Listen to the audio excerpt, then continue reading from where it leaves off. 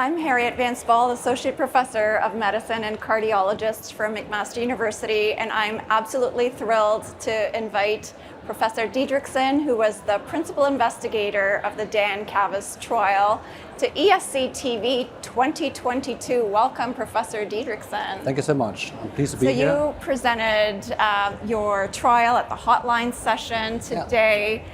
Tell us about your research question and how you chose to tackle that question. So we performed in CAVAS, and it is a huge screening examination, including also imaging, preferentially CT scans. So our question was, are we able to decrease all-cause mortality if we invite people for the screening examination? So we did back in 2014 until 2018 invite a lot of people to the scanning. We identified 40,000 men in the certain areas of Denmark. All men in that area were included in the study, and then we invited 1/3 for a screening trial, and 2/3 were not invited. If we saw high calcium scores, aneurysms, we initiated preventive treatment, and then we just let them go. And now, after 5.5 years, we are looking at the outcome. Right, so you sought to test the effect of an intensive cardiovascular screening program coupled with algorithmic-driven preventive care, and you chose to recruit men in this trial. Tell us why you chose to exclude women from the trial. That's certainly also a different question. A very interesting topic also, because women also do suffer of cardiac diseases, but they might be in older age compared to men though. In 2014 we actually performed a pilot study, and we invited more than 1,000 women and more than 1,000 men to this pilot study, and we found that significant findings like higher calcium scores, about 400, was very uncommon in women compared to men. Also, like aneurysms, was really uncommon in women. So we thought, if we're going to intervene for these findings, we might need to include a lot of women compared to the number of men we needed to invite. So I decided, what should we use our money for? And we decided at the very end that we like to focus on men, because it doesn't work on men, it probably won't work on women either. We have now these more than 1,000 women included in the trial. We have not looked at their outcomes yet, and we will of course do that, but our power will be very small compared to the large trial. Okay, so it was a strategy for risk enrichment to accrue certain event rates and show effect perhaps in a more cost-effective manner. So you had balanced characteristics between the groups, but the adherence in the intervention group was quite suboptimal. Tell us about that and what you did to try to improve adherence. So 37% of people did not adhere to the invitation. So we invited 16,000 men to the screening, and 30,000 were not invited. Among those 16,000 invited, a little more than 10,000 actually did participate to the screening trial. So it was just 63% attending the screening. And of course, if they don't attend, we can't help them. They who attend, we saw that they were the comorbidity was lower regarding cardiac diseases, and also we saw that the preventive medication were lower compared to those non-participating. And finally, the age was also lower. The age group was 69, a little lower in the attending group compared to the non-attending group. So there were certain differences in the two groups. Right, and you chose to pursue an intention to treat analysis, which is absolutely appropriate. Any plans to do a sensitivity analysis or on-treatment analysis to assess the effect in those patients that adhered to the intervention? We did do these analyses, but we did not publish them. Okay.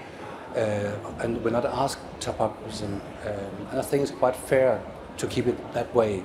But when you ask, I'd like to answer the question, it was a remarkable reduction in all-cause mortality. Hazard ratio in the entire study, the entire group, was 0.95. 0.95 was decreased to 0.50. I see. A huge difference.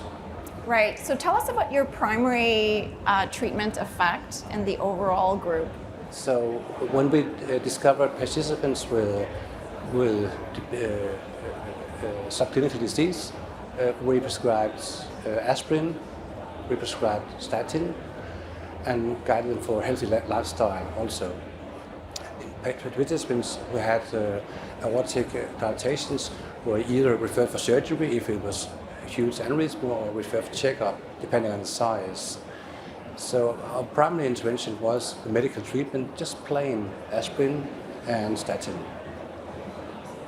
Right, and the overall treatment was neutral effect or numeric reduction in the risk of all-cause mortality. Yep. So you didn't quite reach statistical significance, but you found an interaction with age. Tell us about that. Yeah, so it's correct, we did not meet the endpoint, it was neutral, 0.06. Close, but not close enough.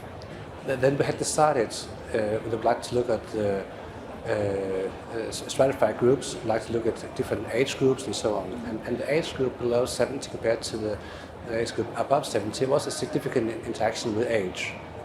So quite importantly difference actually, when we just looked at those above the age of 70, there was no difference at all. While we looking at the age group below 70, there was a huge difference. Hazard ratio was 0.89, so 11% decrease all-cause mortality, and I think it's never seen before. It's all-cause mortality. So it's really impressive, but I do acknowledge this is a subgroup analysis. Right, it's hypothesis generating. Were the younger patients more adherent to the intervention, perhaps? And that's why does it work if it works in the younger compared to the elder? It's a good question. First of all, the elderly people, they were not that, they didn't attend to the screening as common as the younger ones. Again, if you don't attend to the screening, how can we help you? So one reason, there's significantly more participating in the younger group. And also in the elderly group, they were already in preventive medication, significantly more compared to the younger group, and also they had actually had prior cardiac diseases. So they had a disease, we screened for the disease, well they had it, how can we help them? While if you screen a group without the disease, you might be able to help them. So we're going to open up the stage for questions from the audience, but I'm going to ask you one last question before we do that. Why did you not screen for smoking or have a smoking cessation intervention as part of your prevention strategy? We did actually also do that. The ones, only those though, who had significant findings, Kappenskov-Bau, meeting for age and gender and so on, those having significant findings, they came into us and we had discussion to tell them what we found and also help them to stop smoking if they were smoking. But we did not do that for the entire group, only those with significant findings. Okay, well, let's open this up to some questions from the audience. We have a microphone set up, and I would welcome any of you to step up and, hello. Hello. Yeah. Oh, okay. Oh. Yeah. Go ahead. Okay. Yeah. Sorry if I ask something that you said. It was very difficult to hear you. Yes. So, two questions. One is if you have data on causes of death, specific causes of death, and if you're going to explore that in, I mean, how it was driven, the different overall cause of death. If you have specific causes of death, that's the first question. And the second one, part of the, I mean, you included that in the paper that, of course, you have a very effective system in Denmark. Actually, the control group, 52% were receiving antihypertensive, and actually the same number, for example, increased the use of antihypertensive. So part of the explanation maybe in the difference in age could be that first, the elderly, there can be some competing risk in terms of other causes of death, and also the control group is quite well treated in Denmark. So what would the implications for, particularly for low and middle income countries, where you have younger population and no such good health systems for screening? Yes, the first question, we do also have data on cause of death. It is register-based in Denmark, and it's not that reliable. We have the data, we have not looked at those data yet. We think that the most strong is, of course, all-cause mortality, but sure, we're going to look on causes of death also.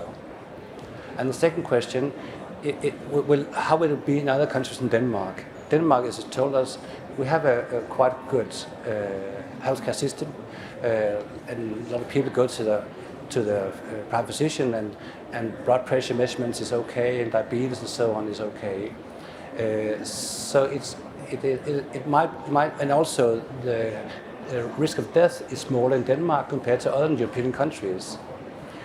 So you might think, how can we be able to decrease risk of mortality with this cardiology screening trial if we go to a country where the healthcare system is working well and where even the risk of mortality is decreasing?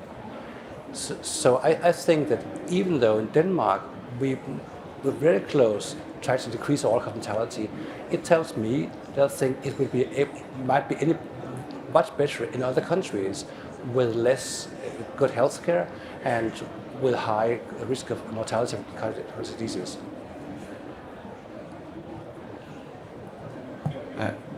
My name's Ben Friedman from Australia. My interest is in screening for atrial fibrillation, but in all screening programs, I'd like to contrast two studies that were published last year, both from Scandinavia. In one study, they invited people to come for screening, and half came. Of course, in intention to screen, you have to include the half who don't come. But their stroke risk was far greater than the people who came. And in all sorts of socio-economic classes, they were worse.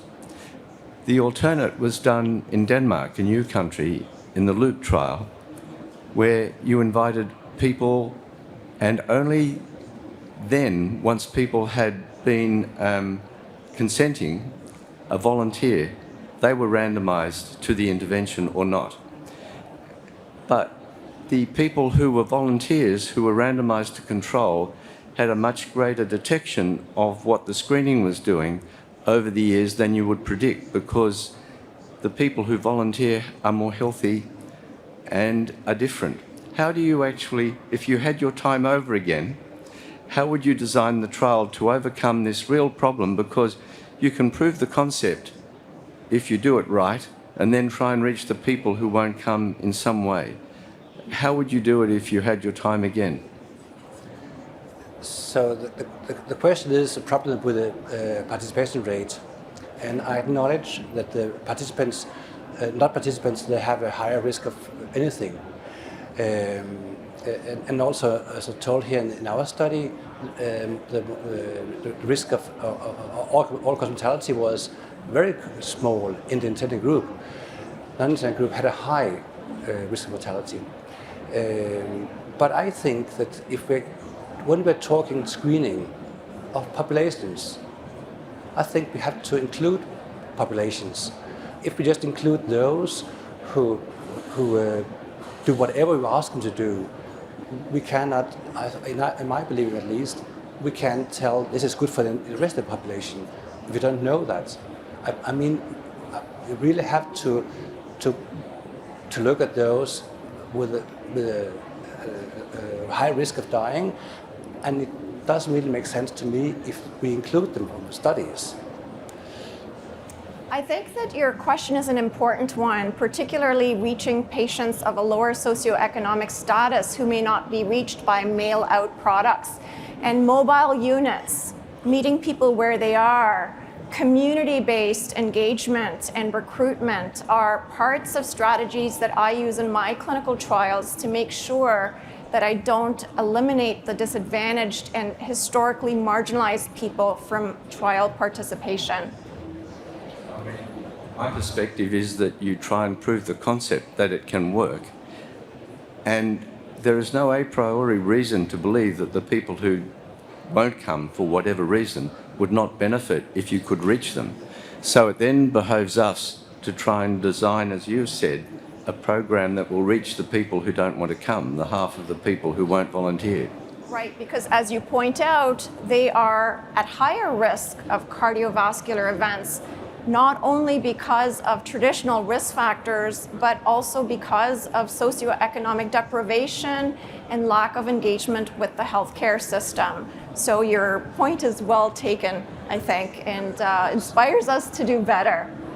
We are almost at the end of this session. We have time for one more question from an audience member. Your next trial, DANCAVAS 2, also plans to recruit men only. You have had a remarkable record of leadership of large clinical trials with males only, and I wonder if you're planning to change your recruitment strategy anytime soon. Sure. DANCAVAS 2 is going to be published, I think, in a few years, and we did include men, and the study is done, so we can't change that. But the future studies will surely also include women. We have got plans to, it's now setting its patients with diabetes. We like to include patients with diabetes, also women. And in that aspect, we consider this, how old are we going to, for which age group for men, which age group for women. And we currently decided to include women a little older than the men. It's also because of the cost effectiveness perspective. I think we need to include a lot of women at a younger age if we're going to find any difference. Okay, well, thank you everyone for coming to this wonderful session at ESC TV. Thank you so much, Professor Diederichsen, for joining us. Thank you.